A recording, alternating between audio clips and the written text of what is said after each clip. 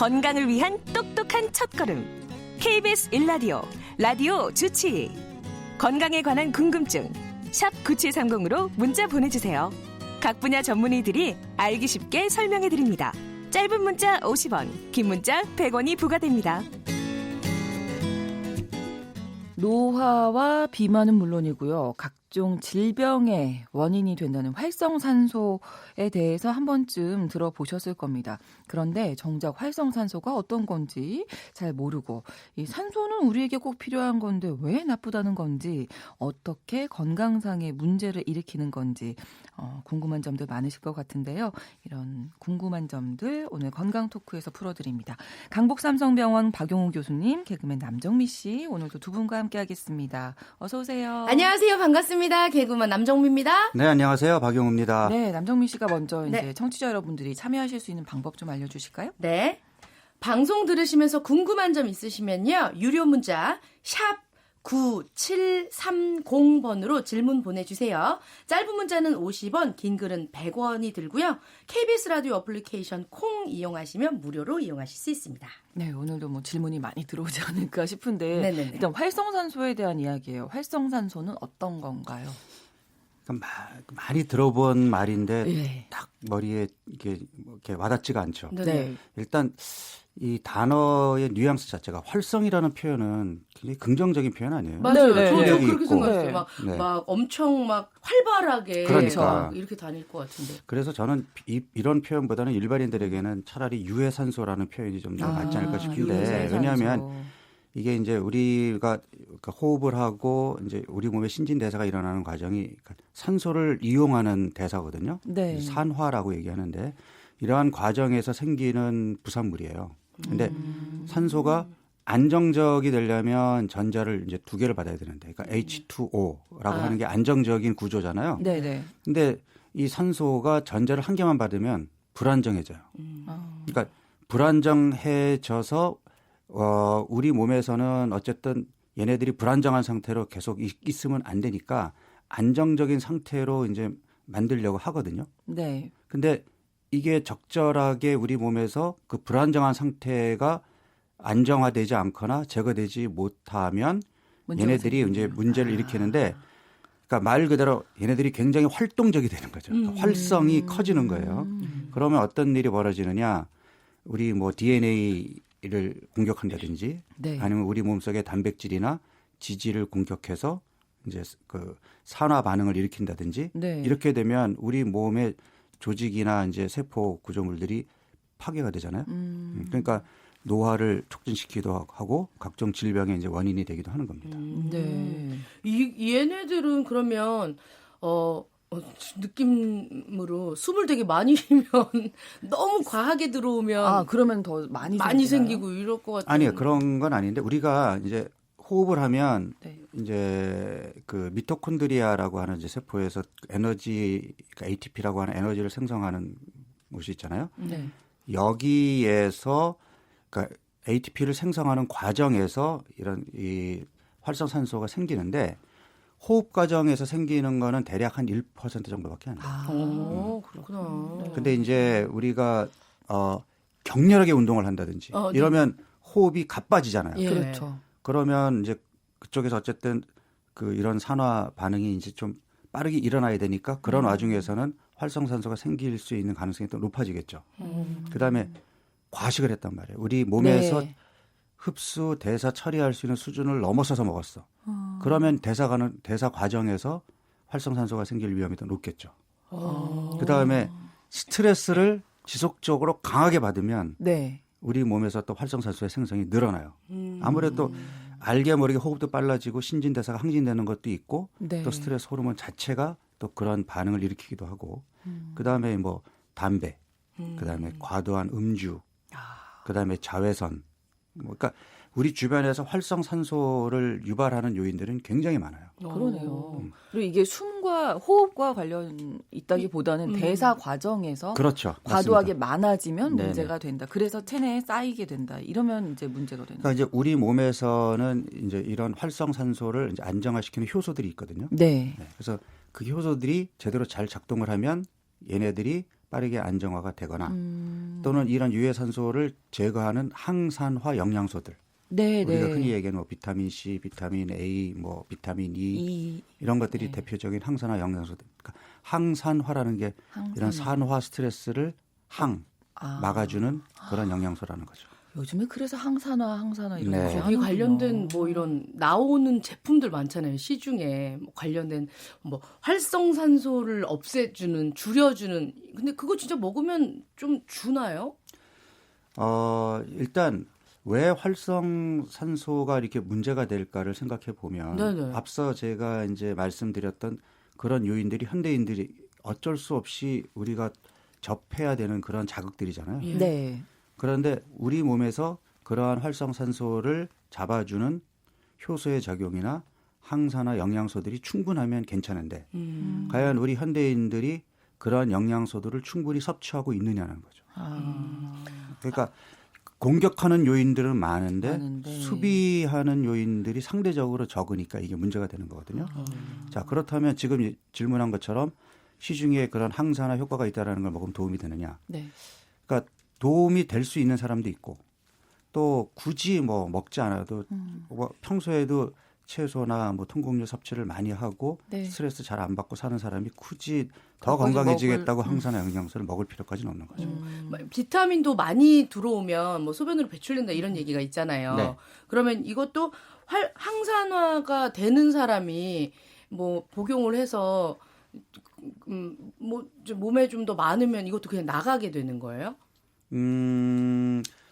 이게 그러니까 우리 몸에 이제 영양소라는 거는 그러니까 필요한 만큼만 이제 사용이 돼요. 근데 지금 얘기한 그 빠져나가는 건 이제 수용성 영양소들이거든요. 그러니까 비타민 C라든지 비타민 B군 같은 경우에는 네.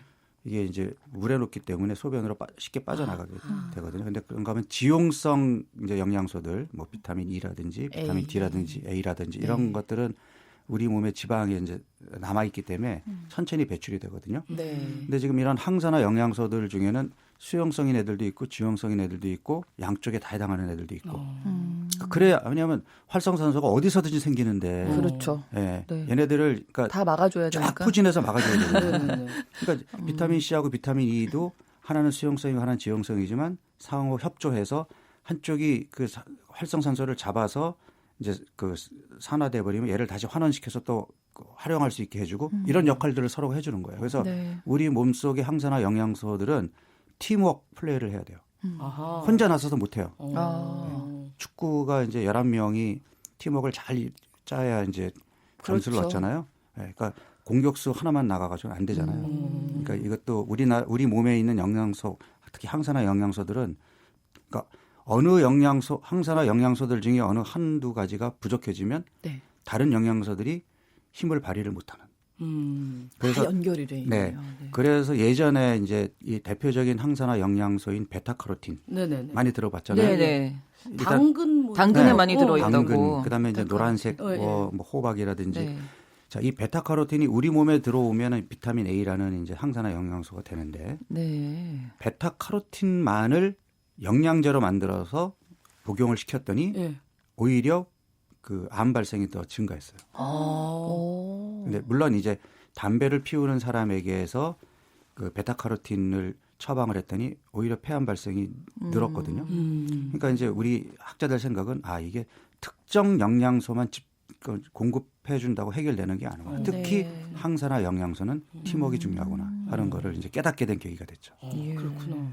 자, 그러면 활성산소 이야기하고 있는데 비만의 한 가지 원인이 된다는 건 또 어떻게? 그러니까 사실 이제 활성산소 또 만성 염증 뭐 이런 것들이 네. 다 한 통속인 거예요. 그러니까 이제 일단 살이 찌는 것 자체가 우리 몸의 활성산소의 생성을 늘립니다. 그리고 제가 지난번에 염증 얘기를 할 때에도 네. 우리 특히 이제 뱃살, 내장지방 네. 또는 지방간, 뭐 이제 근육내 지방 이런 것들이 몸에 만성 염증을 일으킨다고 했잖아요. 네. 네. 몸이 만성 염증 상태가 되면 활성산소의 생성이 많아져요.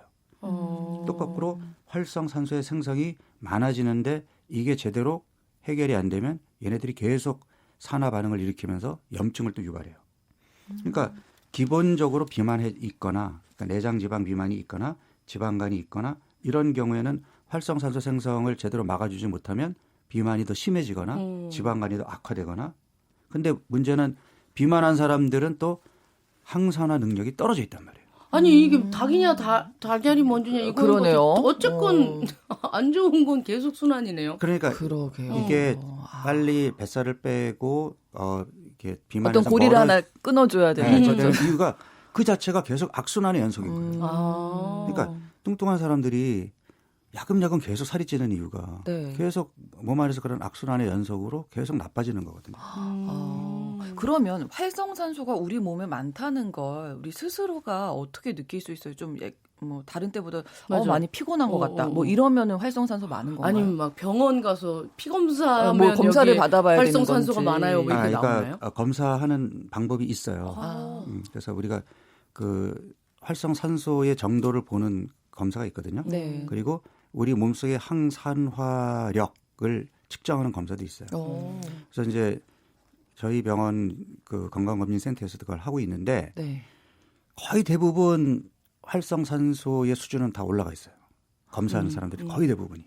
근데 그거는 뭐 어쩔 수 없을 것 같아요. 지금 우리 뭐 현대를 살고 네. 있는 현대인들은 자유롭지 못하거든요. 뭐 심지어 어떤 유해 화학 물질, 잔류 농약 이런 거에도 영향을 받으니까. 그런데 그 이 항산화능, 그러니까 이런 활성산소를 이겨낼 수 있는 능력은 개인 차이가 커요. 그러니까 아무래도 좀 더 건강하고 생활 습관이 좋은 사람일수록 그 능력이 커져 있고. 그렇겠죠. 생활 습관이 불규칙하고 잠 잘 못 자고 과음, 뭐 그러니까 스트레스 이런 분들은 그 능력이 떨어져 있어요. 아니 좀 우리 건강 토크에서 얘기를 하다 보면 참 모르는 게 약이다라는 생각이 되게 많이 드는 게 아니 활성산소 이런 것도 몰랐으면 그냥 아유 좀 힘든가 보다 이랬을 텐데 야 스트레스 때문에 또 그래? 나는 지금 활성산소가 많은 많은 상태야. 뭐 이렇게 생각하게 되죠. 항산화를 또 해야 되겠어. 뭐 이렇게 생각이 하니까. 그러니까요. 아유, 이게 또 비만까지 또 문제가 된다니까 또 네. 한두 가지 문제가 아니네요. 이 활성산소가 꼭 나쁜 일만 하는 건 아니에요. 아 그래요? 네. 그러니까, 좋은 일도 해요? 좋은 일이라기보다는 우리가 이제 우리 몸의 면역 세포, 특히 백혈구 역할이 이제 세균이나 우리 몸에 이제 유해한 그 침입자들이 들어오면 네. 쫓아내야 되잖아요. 그때 무기로 사용하는 게 활성산소예요. 약간 그렇구나. 네, 그리고 이 활성산소가 아주 낮은 농도로 있게 되면 네. 얘가 이제 세포막에 작용해가지고 우리 몸의 세포가 이제 크고 그다음에 뭐 이렇게 죽고 하는 그런 기능을 조절하는 역할도 하거든요. 그 미량은 괜찮은데 네. 이게 많아질 때가 문제다. 그렇죠. 그러니까 적당한 양은 백혈구가 이제 그 우리 몸을 지키는 무기로 사용하기도 하고 네. 우리 몸의 세포의 이제 성장이나 참여를 조절하는 신호로도 이용이 되는데 이게 이제 많이 쌓이면 그게 얘네들이 문제다. 무차별적으로 이제 공격을 하니까 문제가 돼요. 그러니까 이게 백혈구가 조절할 수 있을 만큼의 세력이 되면 괜찮은데 그게 활성산소 넘어서면 애들이 자기네들끼리 세력이 커지면 말을 안 듣고 막 이렇게 나댄다는 거군요. 그러니까 일단 일정 수준을 넘어가면 통제 불능한 상태가 되면 그렇구나. 그런 문제가 되는 거죠. 그래서 그렇게 되지 않게 관리를 하는 게 중요하다. 그래서 실제로 이제 한 10여 년 전에 항산화 영양소를 영양제 형태로 먹으면 사망률이 증가한다.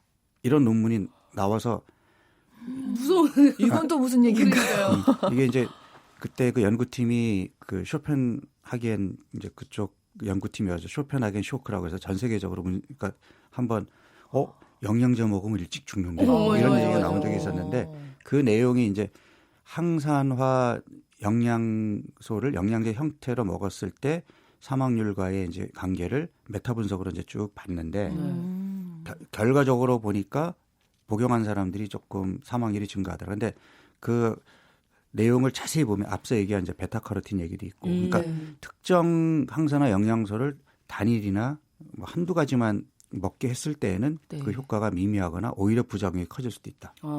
그리고 실제로 비타민 C나 셀레니움 같은 경우에는 오히려 긍정적인 효과를 줬거든요. 그래서 내용을 읽어보면 뭐 우리 학자들이 알고 있는 그 수준인데 제목을 그렇게 무섭게 달아놨어요. 맞아요. 8784번으로 지금 들으시면서 공기의 질도 활성산소에 영향을 주죠. 우리 미세먼지라든지 이제 이런 것들이 우리 이제 어쨌든 우리 몸에 들어와서 이 폐포를 통해서 혈액을 통해서 들어오면서 네. 얘네들도 이제 활성산소의 생성을 증가시켜요. 미세먼지 미세먼지. 굉장히, 큰일을. 그렇군요. 그러면 정말 이 현대 21세기 2019년을 살아가고 있는 오늘의 우리는 피해가기는 정말 어려울 텐데. 그렇죠. 그러니까 피해가기가 어렵기 때문에 그러니까 해를 최소한으로 이제 받아들이기 위한 노력, 그러니까 네. 최선이 아닌 차선을 해야 되겠죠. 그냥 살아가는 것만으로도 대단하네요. 그러게요. 진짜로. 활성산소를 줄여가면서. 그러니까 우리가 노력이 먹는 필요하네요. 네, 우리가 먹는 채소 과일도 생각해 보면, 네. 그러니까 우리 이제 채소 과일에 있는 파이토케미칼이라고 하는 그게 네. 그러니까 식물 영양소, 식물들이 갖고 있는 특유의 독특한 영양소들인데 네. 얘네들 우리가 흔히 얘기할 때 항산화, 항염, 항암 작용 이게 다 그러니까 염증, 암, 활성산소 예. 이게 연결이 다 연결이 돼 있는 거예요. 그러니까 네. 같은 동네 출신이네요. 네. 그러니까 얘네들. 그러니까 채소나 통곡류, 과일 얘네들을 먹어주면 그 안에 있는 식물 영양소들이 활성산소도 잡고 그러니까 결국 염증도 줄여주고 암 예방에도 도움이 되고. 나 오늘 집에 가가지고 통곡물 막 이런 거 먹으려고 그랬는데 아까 처음에 곰팡이 조심하라고 씻을 때마다 요즘 검은 물이 나와서 버리셔야 됩니다. 과감히 버리셔야 됩니다. 통곡물 먹으면 좀 좋아지는 거예요? 그럼요. 왜냐하면 그러니까 식물이 가지고 있는 그 고유의 모습 그대로 먹는 게 좋거든요. 네. 근데 우리가 뭔가 이제 정제를 하고. 밀가루처럼 맞아요. 정제를 해버리면 그리고 과일도 이제 깎아 먹기보다는 껍질채 먹자 그러잖아요. 왜냐하면 항산화 이 영양소들이 식물 입장에서는 네. 자기를 보호하는 그 기능을 가지고 있는 것들이거든요. 네, 네. 그러니까 외부의 이제 유해 환경으로부터 그러니까 자외선, 그다음에 곰팡이, 뭐 각종 세균이나 바이러스 이런 유해 환경에서 자기를 보호하기 위해서 만들어낸 물질이에요. 어떻게 보면 독소일 독소예요. 수도 왜냐하면 있네요. 걔네들한테는 독소거든요. 그렇죠. 세균이나 네. 바이러스나 그렇죠. 곰팡이한테는. 근데 이거를 우리 사람이 도움을 받기 위해서 사람에게 유익하게 효과를 받기 위해서 얻는 거거든요. 그러니까 있는 그대로의 채소, 과일, 통곡류를 먹는 것이 이런 그 산화 스트레스를 줄여주는 데 도움이 되는 거죠. 그러니까 선생님 말씀하시니까 굉장히 쉽네요. 그러니까 있는 그대로 걔네들이 도움받고 있는 애들 껍데기를 우리가 먹어야 되는데 그거 다 깎아내고 지금 그러니까 꼭 이렇게 안에 것만 먹는다는 예쁘게 얘기구나. 해서 드시는데. 이 활성산소가 되게 과하게 막 발생되는 경우들이 있을 거 아니에요? 그러니까 대표적인 게 지금 제가 볼 때는 그 현대인들에게는 일단 과도한 스트레스죠. 스트레스. 그로 인한 제일 뭐 수면 중요하군요. 부족 뭐 이게 제가 볼 때는 제일 큰 것 같고 스트레스란 네. 단어가 스트레스인 것 같아요. 진짜. 보기만 해도 스트레스 맞아, 받죠? 맞아. 네. 그다음에 흡연. 흡연. 이건 뭐 이거는 예외가 없습니다. 바로 입으로 바로 기관지로 바로 들어가잖아요. 맞아요. 이것들은. 전신의 활성산소 생성을 증가시키고 그렇구나. 그다음에 이제 과도한 음주. 음주. 그래서 제가 열심히 그 채소 많이 먹잖아요. 음주 안전하게 하시려고요? 그래서 그 정도구나. 무엇이 먼저인가요? 아, 그렇구나. 그다음에 과식. 과식. 그래서 가끔씩 제가 이제 간헐적 단식을 얘기를 하잖아요. 네, 네. 가끔씩 굶어주는 건 도움이 된다. 만약에 그러면 오늘까지 활성산소 수치가 만약에 내가 100이었다면 간헐적 단식을 하고 나서 쟀을 때 바로 표가 나나요? 아니 왜냐하면 간헐적 단식을 하는 이유가 우리가 사실은 현대인들이 알게 모르게 과식을 하고 있거든요. 그러니까 신체 활동량 대비 많이 먹으니까. 네네. 그러니까 어쨌든 계속 한쪽에서 많이 만들어내니까 얘네들을 제거해야 되는 쪽 입장에서는 바쁜 거예요. 네, 네. 그러면 하루 정도 이제 위장관도 좀 쉬게 해주고 신진대사도 조금 쉬게 해주면 얘네들도 이제 적군들이 상대적으로 좀 적으니까 지네들끼리도 좀 이렇게 힘을 비축하고 정비할 좀 시간이. 정비할 수 있는 시간을 주는 거잖아요. 맞아요. 예전에 한번 그 식중독 걸려가지고 본의 아니게 일주일 정도를 굶어야 했었을 아이고. 경우가 있었는데 네. 배가 안 고팠었더라고요. 그러니까 그동안 배부른 상태에서 계속 머리를 습관이잖아요. 수입하고 있었던 거예요. 일주일이 지났는데 너무 쌩쌩하더라고요. 우리 몸에서 의외로 과식하고 그 있었어요. 활성산소를 잡아주는 항산화 효과가 제일 큰 호르몬이 멜라토닌이거든요. 멜라토닌이 언제 나오죠? 잘 때. 네. 맞아. 자고 있는 동안에.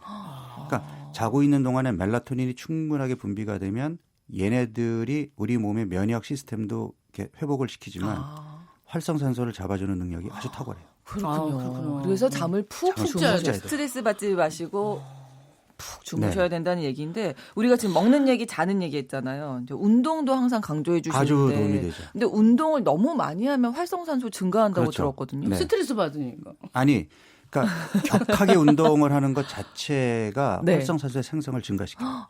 그래요? 그래서 실제로 그런 격한 운동을 하는 사람들은 네. 그러니까 운동 선수들도 그렇고 일부 그런 분들이 일부러 항산화 영양소들을 찾아 먹어요. 운동 전후에. 그런 사람들도 있어요. 그렇구나. 너무 과도하게 무리해서 하시면 그러니까 거꾸로 이제 우리 같은 이제 건강을 챙기고 싶어 하는 사람들은 네. 꼭 그러니까 우리는 이게 운동하고 움직이지 않는 거 이렇게 둘로만 분류를 시키는데 네네네. 운동은 별개의 것이고요. 네. 꼼짝 않고 앉아 있는 시간을 줄이는 것만으로도 가볍게 몸을 움직이는 것만으로도 우리 몸에 활성산소를 없애주는 그런 효소 또는 영양소의 기능을 좀 더 이렇게 높여줄 수 있거든요. 그래서 가볍게 움직여주는 거. 자꾸 운동만 생각하지 마. 자꾸 맞아. 운동 그러면 헬스클럽 헬스 가야 된다. 뭐 해야 네. 되는 거 그러니까 이제 이게 어려운 네, 거잖아요. 그러니까 수영장 가야 되나 뭐 뭐 이런 스트레스 생각하단 받고. 말이에요. 지금 앉아서 이거 라디오 들으시는 분들 일어나서 가볍게 그냥 그 맨손 체조하시고 스트레칭 해주는 것만으로도 스트레칭 하시면서 활성산소가 들으시면. 줄어드는데. 맞아. 저희도 늘 이 금요일만 되면 생각이 나네요. 일어서서 네. 할까요? 아 좋죠. 좀 움직이면서 앉지 말고 저희 꼼짝 않고 앉아서 하고 있는데 그러면 식품들 보면 뭐 블루베리 좋다, 토마토가 좋다, 요구르트가 좋다, 맞아. 뭐 지중해식 식단이 좋다 이런 게 항산화 식품이라고 알려져 있는 것들이 있잖아요. 그렇죠. 이런 것들 좀 챙겨 드시면 도움이 좋은데. 되는데 이제 제가 앞서 얘기한 것처럼 네. 얘네들은 팀워크라고 그랬단 말이에요. 네네네. 그러니까 특정 영양소가 많이 들어있는 것만 집중해서 먹기보다는 네. 다양하게 먹는 게 좋잖아요. 그래서 앞서 이제 제가 베타카로틴을 얘기했는데 베타카로틴을 그 영양 제형으로 만들어서 단독으로 먹으면은 그렇지만 당근이나 고구마나 뭐 호박이나 이렇게 베타카로틴이 풍부한 음식은 이 안에 베타카로틴만 있겠냐고요. 딴 것도 다 있겠죠. 그렇죠. 비타민 C도 있고 식이섬유도 뭐, 많고. 식이섬유도 풍부하고 뭐 비타민 C 뭐 다른 것들이 다 있으니까 네. 얘네들은 팀워크가 된단 말이에요. 그다음에 또 고추나 파프리카 같이 또 비타민 C가 상대적으로 풍부한 애들일 수도 있고 네. 그다음에 뭐 소간처럼 비타민 A가 아주 덩어리로 있는 애들도 있고 네. 또 비타민 E가 풍부한 뭐 견과류나 통곡류 뭐 이런 것들을 골고루 드시면 그러니까 보통 골고루 먹어야 뭐 되겠네요. TV나 뭐 이제 이렇게 방송 매체에서 특정 식품이 뭐가 좋다. 뭐에 좋다. 왜? 뭐가 많고 뭐가 효과가 있으니까. 이런 3단 논법이면 뭘 집어넣어도 다 해당돼요. 그렇군요. 그러니까 특정 식품만 강조해서 들지 마시고요. 네. 고루고루. 예, 편식하지 마시고. 만약에 한꺼번에 먹고 싶어서 토마토, 고추, 소간, 뭐 당근 다 요구르트에 갈아서 먹으면 그럼 과식하게 되는데. 아니 그걸 왜 함께 먹으려고 하냐. 죄송해요. 뭐든 좀 많이 먹으면 좋은 것 같아서. 알겠습니다. 일단 한 가지만 드시지 마시고 많이 드시는 게 아니라 골고루 다양하게 드시고 일단은 스트레스 받지 말고 푹 주무시고 운동도 좀 많이 움직이시고 그리고 이제 영양제로 챙겨 드시고 싶어 하시는 분들은 네. 제가 권하는 거는 이제 코엔자임 Q10, 코엔자임. 알파리포산, 글루타치온, 셀레니움 이런 것들은 영양제 형태로 드세요. 특히 연세 있으신 분들은 네. 예, 그 자녀들한테 선물해 달라고 그래서 잠깐만 코엔자임 Q10이나 알파리포산은 제가 좀 많이 권하는 그러니까 항산화 영양소거든요. 항산화로 네. 셀레늄 또 하나 뭐였죠? 글루타치온. 어렵네요. 이거 부모님께 선물해 드립시다. 알겠습니다. 오늘 건강 토크 시간 많은 또 반성을 또 하게 되는 시간이었습니다. 노화와 비만의 원인 활성산소에 대해서 살펴봤습니다. 강북 삼성병원 박용훈 교수님, 개그맨 남정미 씨 두 분과 함께했고요. 다음 주에 뵙겠습니다. 오늘도 고맙습니다. 네, 감사합니다.